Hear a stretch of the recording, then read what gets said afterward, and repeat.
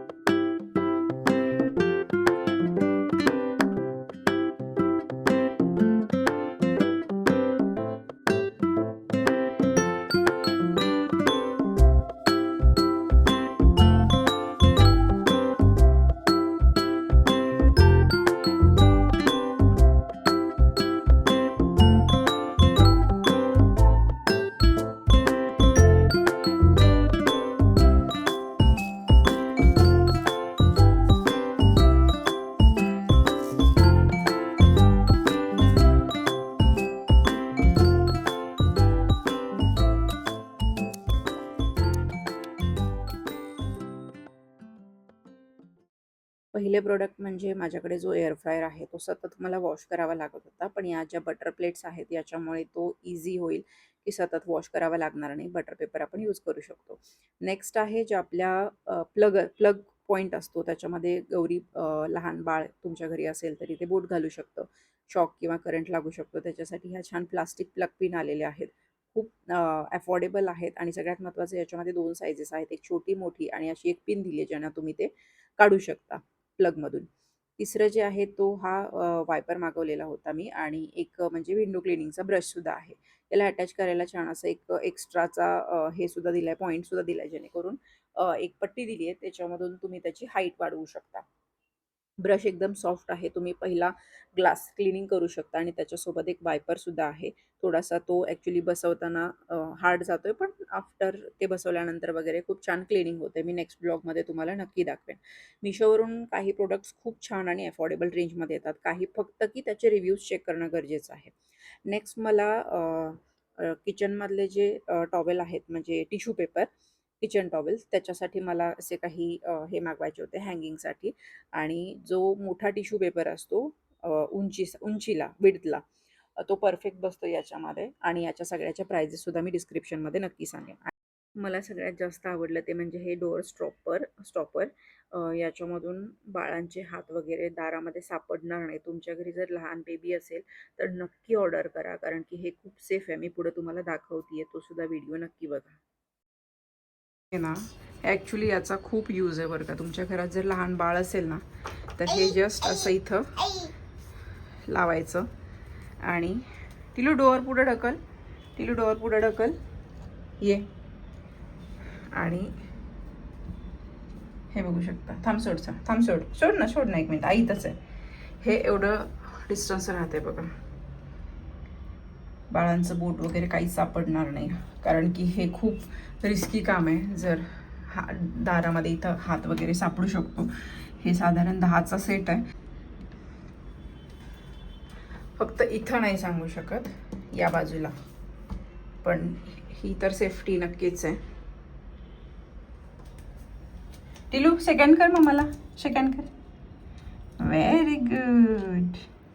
दुपारी साधारण 3-3:30च्या अराउंड गौरी झोपली आणि म्हटलं चला ठीक आहे, आता बाकीची कामं आवरून घ्यावीत.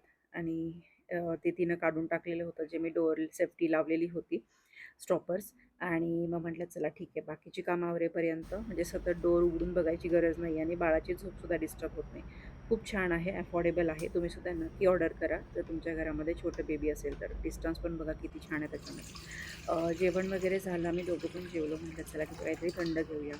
मग लास्ट वीकमध्ये मी कोकम सरबतची सिरप आणलेला होता. मग म्हटलं चला कोकम सरबत आणि थोडंसं सब्जा वगैरे टाकून त्याच्यामध्ये मस्तपैकी सरबत घेतलं. तुम्हाला सुद्धा कोकम सरबत आवडतं तर मला कमेंट बॉक्समध्ये नक्की सांगा. आता उन्हाळा आहे, सो तुम्ही सुद्धा वेगवेगळ्या अशा कोल्ड्रिंक्स मीन्स होममेड नक्की ट्राय करा. आणि सगळ्यात महत्त्वाचं म्हणजे काही डिस्कशन चाललेलं होतं आज गौरीचा जो दंगा चाललेला त्याच्यावरून, आणि अपकमिंग जे काही शूट आहेत त्याच्याबद्दल काही आम्ही डिस्कस करत होतो. म्हटलं चला ठीक आहे. आणि हा जो वेळ असतो ना आपल्या लाईफ पार्टनरसोबतचा, की जेणेकरून आपण काही डिस्कस करतोय किंवा एखाद्या मुद्द्यावरती मतं जुळणं, ते सुद्धा खूप महत्त्वाचं असतं. गौरीचा पसारा पडलेला सगळा ते आवडलं. त्यानंतर कपड्यांच्या घड्या करायच्या होत्या, त्या घड्या करून घेतल्या.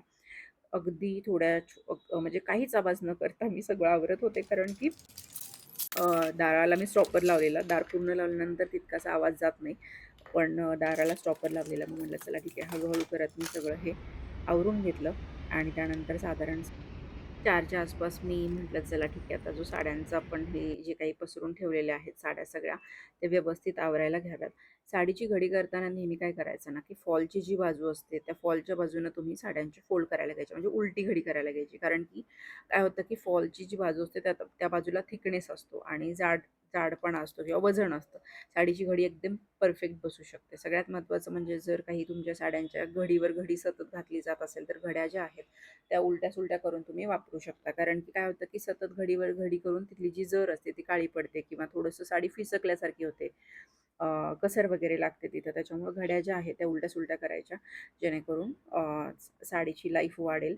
आणि तुम्हाला ड्राय क्लीन करायचं असेल तर घरच्या घरी कशा पद्धतीने ड्राय क्लीन तुम्ही करू शकता ते सुद्धा मी तुम्हाला नेक्स्ट व्लॉगमध्ये सांगेन. पण ज्या प्युअर सिल्कच्या साड्या येतात त्या तुम्ही घरी बिलकुल ड्राय क्लीन करू नका, कारण की खूप महागड्या साड्या असतात. प्युअर सिल्क तुम्ही कुठलंही घ्यायला गेलं तर साधारण 7-8 हजारच्या पुढे प्युअर सिल्कच्या साड्या जातात. सो बेस्ट आहे की तुम्ही ₹200-300 किंवा सिटीमध्ये मे बी रेट जास्त असू शकतो, तेवढे पैसे तुम्ही प्युअर सिल्कच्या साड्यांसाठी बाहेर ड्राय क्लीनला देणं वर्थ आहे असं मला तरी वाटते. बाकी तुम्ही सेमी सिल्क असेल किंवा अदर कुठल्या साड्या असतील त्या तुम्ही घरच्या घरी ड्राय क्लीन केल्या तरी चालतील. त्याचा सुद्धा आपण व्हिडिओ नक्की घेऊन येऊ.